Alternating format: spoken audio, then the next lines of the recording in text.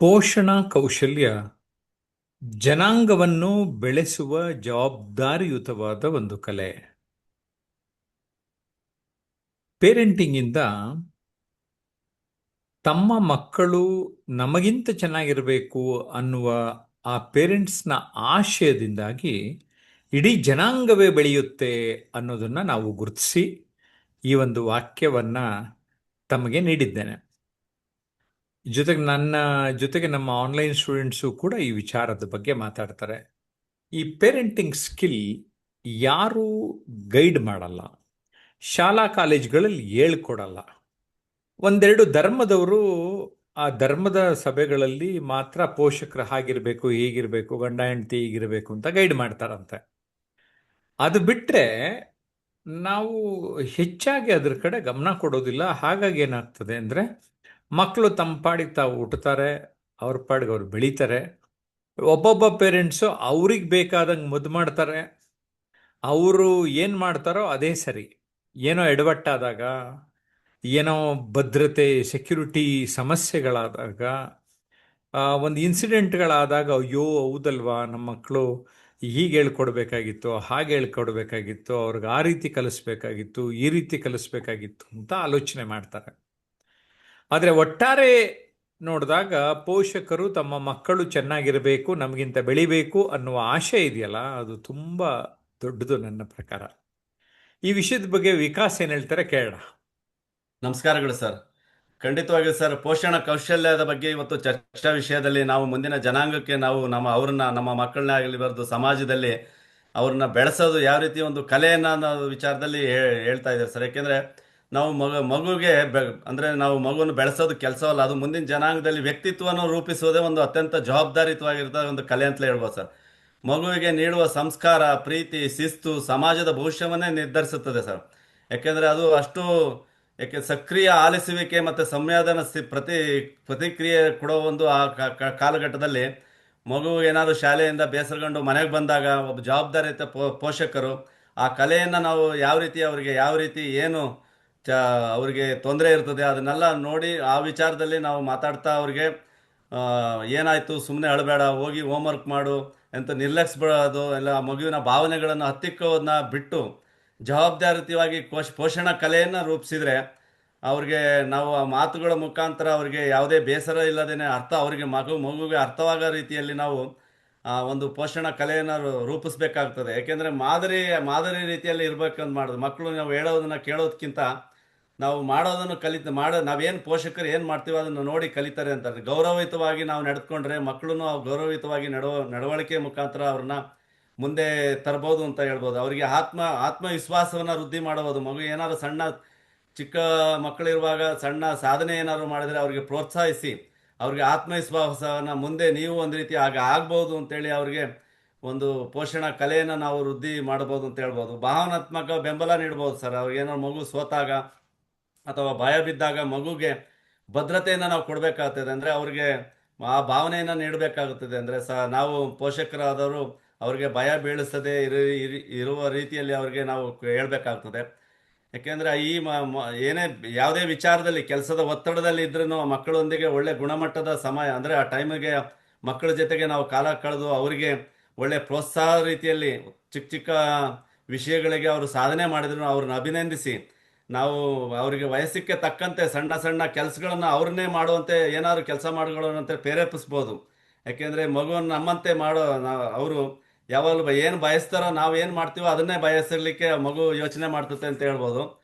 ಹಾಗೆ ನಾವು ಅವ್ರನ್ನ ಮಾದರಿ ವ್ಯಕ್ತಿತ್ವನ ಪೋಷಕರು ಯಾವ ಮಕ್ಕಳಿಗೆ ಮೊದಲ ಗುರುಗಳಾಗಿರ್ತೀವಿ ನಾವು. ಆನಂದ ಯಾಕೆಂದರೆ ಶಿಕ್ಷಣದಲ್ಲಿ ಕೊಡೋ ಒಂದು ವಿದ್ಯಾಭ್ಯಾಸನೇ ಬೇರೆ ಇರ್ತದೆ. ಅದೇ ಪೋಷಕರು ಅವ್ರು ಕೊಡೋ ಪೋಷಕರ ಕಲೆನೇ ಬೇರೆ ಇರ್ತದೆ. ಅದು ಮೊದಲ ಗುರು ಆಗಿ ನಾವು ಪೋಷಕರನ್ನ ಪ್ರೀತಿ ಮತ್ತು ಶಿಸ್ತು, ಸರಿ ತಪ್ಪುಗಳನ್ನು ಅವರಿಗೆ ಅರಿವು ಮೂಡಿಸೋದ್ರ ಮುಖಾಂತರ ಅವ್ರಿಗೆ ನೈತಿಕ ಮೌಲ್ಯಗಳನ್ನು ಬಾಲ್ಯದಿಂದಲೇ ರೂಢಿಸ್ಕೊಂಡ್ರೆ ಖಂಡಿತವಾಗಿಯೂ ಮುಂದೊಂದು ದಿನ ಉತ್ತಮ ನಾಗರಿಕರಾಗಿ ಅವರು ಸುಸಂಸ್ಕೃತ ಪೋಷಣೆಯಿಂದ ಸಮಾಜಕ್ಕೆ ಜವಾಬ್ದಾರಿಯುತವಾದ ವ್ಯಕ್ತಿಗಳಾಗಿ ಸಿಗ್ತಾರೆ ಅಂತ ಹೇಳ್ಬೋದು.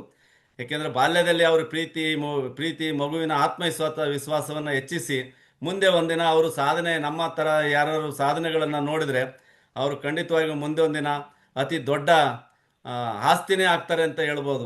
ನಾವು ಆ ರೀತಿಯಾಗಿ ನಾವು ಪೋಷಣ ಕಲೆಯನ್ನ ಮಕ್ಕಳಿಗೆ ವೃದ್ಧಿ ಮಾಡಿಸ್ಬೇಕು ನಾವು ಅಂತ ಹೇಳ್ತಾ ನನ್ನ ಎರಡು ಮಾತುಗಳನ್ನು ಮುಗಿಸ್ತಾ ಇದ್ದೀನಿ. ಧನ್ಯವಾದಗಳು ಸರ್. ಓಕೆ, ಪ್ರವೀಣ್ ಈ ವಿಚಾರದ ಬಗ್ಗೆ ಏನ್ ಹೇಳ್ತಾರೆ ಕೇಳೋಣ. ಹಾ, ನಮಸ್ಕಾರ ಸರ್. ಎಲ್ರಿಗೂ ನಮಸ್ಕಾರ. ಈ ಪೋಷಣಾ ಕೌಶಲ್ಯ ಜನಾಂಗವನ್ನು ಬೆಳೆಸುವ ಒಂದು ಜವಾಬ್ದಾರಿಯುತ ಕಲೆ ಅಂತ ಹೇಳ್ಬೋದು. ವಿಕಾಸ್ ಅವ್ರು ಹೇಳ್ದಾಗೆ ಇದು ಬಾಲ್ಯದಿಂದಲೇ ನಾವು ಮಕ್ಕಳಿಗೆ ಚೆನ್ನಾಗಿ ಪೋಷಣೆ ಮಾಡಿದರೆ ಅವರು ದೊಡ್ಡವರಾಗಿ ಒಳ್ಳೆ ವ್ಯಕ್ತಿ ಆಗ್ತಾರೆ ಅಂತ ಹೇಳಿದ್ರು. ಈಗ ಜನಾಂಗವನ್ನು ಬೆಳೆಸುವ ಜವಾಬ್ದಾರಿಯುತ ಕಲೆ ಎಂಬುದು ಕೇವಲ ಮನರಂಜನೆಗೆ ಅಷ್ಟೇ ಅಲ್ಲ. ಅಂದ್ರೆ ಇದು ಸಮಾಜವನ್ನು ರೂಪಿಸುವ ಒಂದು ಮತ್ತು ಸಂಸ್ಕೃತಿಯನ್ನು ಉಳಿಸುವ ಒಂದು ಒಂದು ಒಂದು ಒಂದು ಕಾರ್ಯ ಆಗಿದೆ ಮತ್ತು ಮುಂದಿನ ಪೀಳಿಗೆಗೆ ಮೌಲ್ಯವನ್ನು ವರ್ಗಾಯಿಸುವ ಒಂದು ಪ್ರಮುಖ ಮಾಧ್ಯಮವಾಗಿದೆ ಅಂತ ನಾವು ಹೇಳ್ಬೋದು. ಆಮೇಲೆ ಇಲ್ಲಿ ಮುಖ್ಯವಾಗಿ ಹೇಳ್ಬೇಕಾದ್ರೆ ನಮ್ಮ ಮಕ್ಕಳಿಗೆ ಯಾವ ತರ ನಾವು ಪೋಷಣೆ ಮಾಡಬಹುದು. ಈಗ ನಮ್ಮಲ್ಲಿರುವ ಕಲೆಗಳನ್ನ ಅವರಿಗೆ ಹಸ್ತಾಂತರಿಸಬಹುದು. ಉದಾಹರಣೆಗಾಗಿ ಸಾಂಸ್ಕೃತಿಕ ದೃಷ್ಟಿಯಿಂದ ನೋಡುವುದಾದರೆ ಈಗ ಈಗ ಫ್ಯಾಮಿಲಿಯಲ್ಲಿ ಜಾನಪದ ಗೀತೆಗಳನ್ನು ಹಾಡ್ತಾ ಇರ್ತಾರೆ ಅಥವಾ ಜಾನಪದ ನೃತ್ಯ ಇರ್ಬೋದು. ಉದಾಹರಣೆಗೆ ಡೊಳ್ಳು ಕುಣಿತ ಅಥವಾ ಸುಗ್ಗಿ ಕುಣಿತ ಅಥವಾ ಯಕ್ಷಗಾನದಂತ ಕಲೆಗಳು. ಈ ಕಲೆಗಳನ್ನ ಅವ್ರಿಗೆ ಬಾಲ್ಯದಿಂದಲೇ ಹಸ್ತಾಂತರಿಸಿ ಅವ್ರಿಗೆ ಈ ಕಲೆಗಳನ್ನ ಕಲಿಯೋದ್ರಿಂದ ಅವ್ರಿಗೆ ಕೂಡ ಅವರ ವ್ಯಕ್ತಿತ್ವ ಕೂಡ ಚೆನ್ನಾಗಿರುತ್ತೆ. ಅವ್ರಿಗೆ ಒಂದು ಏನಾದ್ರೂ ಉದ್ಯೋಗ ಮಾಡ್ಲಿಕ್ಕೆ ಒಂದು ಅವಕಾಶ ಸಿಗುತ್ತೆ. ಸ್ನೇಹಿತರೆ, ನಮ್ಮ ಜೊತೆ ರಾಜೇಂದ್ರ ಇದ್ದಾರೆ. ಪೋಷಣಾ ಕೌಶಲ್ಯ ಜನಾಂಗವನ್ನು ಬೆಳೆಸುವ ಜವಾಬ್ದಾರಿಯುತ ಕಲೆ ಅಂತ ಅನ್ನುವ ವಿಚಾರದ ಬಗ್ಗೆ ಏನು ಹೇಳ್ತಾರೆ ಕೇಳೋಣ. ನಮಸ್ಕಾರ ಎಲ್ಲರಿಗೂ. ಇವತ್ತಿನ ಟಾಪಿಕ್ ಪೋಷಣಾ ಕೌಶಲ್ಯ ಜನಾಂಗದ ಬೆಳೆಸುವ ಜವಾಬ್ದಾರಿಯುತ ಕಲೆ. It's a very important topic for all the parents who are willing to grow a child. ನಮ್ಮ ಜವಾಬ್ದಾರಿ ಏನೆಂದರೆ ಮಕ್ಕಳನ್ನು ನಾವು ಬೆಳೆಸುವಾಗ ನಾವು ಮಕ್ಕಳಿಗೆ ಯಾವ ಕೌಶಲ್ಯಗಳನ್ನ ಕೊಡಬೇಕು ಅನ್ನೋದನ್ನು ರೂಪಿಸ್ಕೋಬೇಕಾದ್ರೆ ನಾವು ಅವರಿಗೆ ಅದರ ಎನ್ವೈರನ್ಮೆಂಟ್ನ ಕ್ರಿಯೇಟ್ ಮಾಡಬೇಕಾಗ್ತದೆ. ಅದರಿಂದ ನಾವು ಅವ್ರನ್ನ ಕಾನ್ಸ್ಟೆಂಟ್ ಆಗಿ ಅವ್ರನ್ನ ಮಾನಿಟರ್ ಮಾಡಿ ಅವರ ಕೌಶಲ್ಯಗಳನ್ನ ಯಾವ್ದಾವ್ದು ಕೌಶಲ್ಯಗಳು ಇಂಪಾರ್ಟೆಂಟ್. ಫಾರ್ ಎಕ್ಸಾಂಪಲ್, ನಾವು ಮಾತನಾಡುವುದು, ದೊಡ್ಡವ್ರ ಜೊತೆ ಹೇಗೆ ಮಾತಾಡಬೇಕು, ಚಿಕ್ಕವ್ರ ಜೊತೆ ಹೇಗೆ ಮಾತಾಡಬೇಕು, ಮತ್ತೆ ಹೈಜೀನ್ ಆಗಿ ಹೇಗಿರ್ಬೇಕು. ಇದನ್ನೆಲ್ಲ ನಾವು ಚಿಕ್ಕ ಮಕ್ಕಳಲ್ಲೇ ನಾವು ಇದನ್ನ ಬೆಳೆಸಿದ್ರ ಅವರ ಉತ್ತಮ ಬೆಳವಣಿಗೆ ಆಗ್ತದೆ. ಈಗ ಜಪಾನ್ ಅಲ್ಲಿ ಫಸ್ಟ್ ಪ್ರಿಫರೆನ್ಸ್ ಎಜುಕೇಶನ್ ಕೊಡ್ಬೇಕಂದ್ರೆ ಅವರು ಫಸ್ಟ್ ಕ್ಲೀನ್ಲಿನೆಸ್, ಹೈಜೀನ್, ಮತ್ತೆ ಅವರಿಗೆ ಮಕ್ಕಳು ತಮ್ಮ ಕೆಲಸಗಳನ್ನು ಅವರವರೇ ಮಾಡ್ಕೋಬೇಕು, ಬೇಸಿಕ್ ಇದನ್ನ. ಇದನ್ನೆಲ್ಲ ನಾವು ಚಿಕ್ಕ ವಯಸ್ಸಲ್ಲೇ ನಾವು ಬೆಳೆಸಿದಾಗ, ಕೌಶಲ್ಯಗಳು ಕೊಟ್ಟಾಗ ಅವರು ಉತ್ತಮ ಪ್ರಜೆ ಆಗ್ತಾರೆ. ಇದು ಎಲ್ಲ ಪೇರೆಂಟ್ಸ್ ಅಂದ್ರೆ ಎಲ್ಲ ಪೋಷಕರ ಜವಾಬ್ದಾರಿ. ಹೇಗೆ ಗಾದೆ ಇದೆ, ಬೆಳೆಯುವ ಕುಡಿಯನ್ನು ಕರೆಕ್ಟಾಗಿ ಇದು ಮಾಡಿದ್ರೆ ಅದು ಒಳ್ಳೆ ಇದಾಗ್ತದೆ. ಗಿಡವಾಗಿ ಬಗ್ಗದು ಮರವಾಗಿ ಬಗ್ಗೀತೆ ಅನ್ನೋದು ಗಾದೆ ಇದೆ. ಇದರ ಮೂಲಕ ನಾವು ಕೌಶಲ್ಯವನ್ನು ನಾವು ನಮ್ಮ ಜವಾಬ್ದಾರಿ ಅಂತ ಅನ್ಕೊಂಡು ನಾವು ಮಾಡಲೇಬೇಕು ಅಂತ ನಾನು ಹೇಳ್ತೀವಿ. ಓಕೆ, ನಮ್ಮ ಜೊತೆ ನವದೆಹಲಿಯ ಶರಣಬಸಪ್ಪ ಇದ್ದಾರೆ. ಶರಣಬಸಪ್ಪ ಈ ವಿಚಾರದ ಬಗ್ಗೆ ಏನು ಹೇಳ್ತಾರೆ ಕೇಳೋಣ. ಗೊತ್ತಿಲ್ಲ ಜನಗಳನ್ನು ಬೆಳೆಸುವ ಇದು ತಂದೆ ತಾಯಿಯರು ಮಕ್ಕಳನ್ನು ಯಾವ ತರ ಬೆಳೆಸಬೇಕು ನಾವು ಅಂದ್ರೆ ಮಕ್ಕಳು ನಾವು ಏನ್ ಮಾಡ್ತಿರ್ತೀವೋ ಅದೇ ನೋಡಿ ಮಕ್ಕಳು ಬಿಡ್ತಾರೆ. ಇನ್ನೊಂದು ಎರಡನೇ ಹೇಳ್ಬೇಕಂದ್ರೆ ದಲಿತರು ಮೆಣಸಿನ ಅಂತ ಹೇಳ್ತಾರೆ. ಆಮೇಲೆ ಮಕ್ಕಳಿಗೆ ನಾವು ನಮ್ಮ ಸಂಸ್ಕೃತಿಯಲ್ಲಿ ನಮ್ಮ ಕಲ್ಚರ್ ಬಗ್ಗೆ ತುಂಬಾ ಅಚ್ಚುಕಟ್ಟಾಗಿ ನಾವು ನಡೆದುಕೊಂಡು ನಾವು ಅದು ಅಳವಡಿಸಿಕೊಂಡು ಮಕ್ಕಳಿಗೆ ಕಲಿಸಬೇಕು. ಆಮೇಲೆ ಕಾರ್ಯಕ್ರಮ ಇರ್ಬೋದು, ಎಲೆ ಇರ್ಬೋದು, ನೃತ್ಯ ಇರ್ಬೋದು, ಮಕ್ಕಳಿಗೆ ಕಲಿಸುವುದರಿಂದ ಅವರು ಕಲಿಯುತ್ತಾರೆ. ಆಮೇಲೆ ಇನ್ನೊಂದಂದ್ರೆ ಮಕ್ಕಳನ್ನು ನಾವು ಆಶ್ಚರ್ಯ ಮಾಡೋದಕ್ಕಿಂತ ಮಕ್ಕಳನ್ನ ಆಶ್ಚರ್ಯವಾಗಿ ಮಾಡೋದು ಇನ್ನೊಂದು ಸರ್. ಏನೇ ಆಗಲಿ ಮಕ್ಕಳ ಮೇಲೆ ಇನ್ವೆಸ್ಟ್ ಮಾಡಿ ಅವ್ರು ಒಳ್ಳೆಯ ಅದರಲ್ಲಿ ಅವರಿಗೆ ಇಂಟ್ರೆಸ್ಟ್ ಇದೆ, ಅದರಲ್ಲಿ ಅವರಿಗೆ ಯಾವ ವಿಷಯದಲ್ಲಿ ಅವರು ಇಂಟ್ರೆಸ್ಟ್ ತಗೋತಾರೆ ಆ ವಿಷಯದಲ್ಲಿ ನಾವು ಕಲಿಸಿ ಮುಂದೆ ಒಂದು ಒಳ್ಳೆಯ ಜನಾಂಗವನ್ನು ಬೆಳೆಸುವ ಒಂದು ಒಳ್ಳೆಯ ಒಂದು ಇದರಲ್ಲಿ ಬೆಳೀತಾರೆ ಸರ್ ಅವ್ರು. ಒಳ್ಳೆ ಪರಿಸರದಲ್ಲಿ ಬೆಳೀತಾರೆ ಅಂತ ನಾನು ಇಷ್ಟಪಡ್ತೇನೆ. Okay, thank you Sharan Basappa ಅವರೇ. ಸ್ನೇಹಿತರೆ, Thank you, sir. ನಿಮ್ಮೆಲ್ರಿಗೂ ಗೊತ್ತಿರಲಿ, ನಾವು ಸುಮಾರು ಒಂದು 15 ವಿಡಿಯೋ ಮಾಡ್ಯೂಲ್ಗಳಿದೆ. ಅದರಲ್ಲಿ ಒಂದು ಪೋಷಣಾ ಕೌಶಲ್ಯ. ನಿಮಗೆ ಬರೀ ಪೋಷಣಾ ಕೌಶಲ್ಯ ವಿಡಿಯೋ ಮಾಡ್ಯೂಲ್ ಬೇಕಂದ್ರೆ 9341259267ಗೆ ಕರೆ ಮಾಡಿ.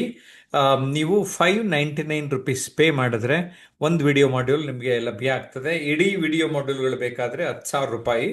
ಸದ್ಯದಲ್ಲಿ ನಾವು ಡಿಸ್ಕೌಂಟ್ ಮಾಡಿ ₹5,000 ಕೊಡ್ತಾ ಇದ್ದೇವೆ.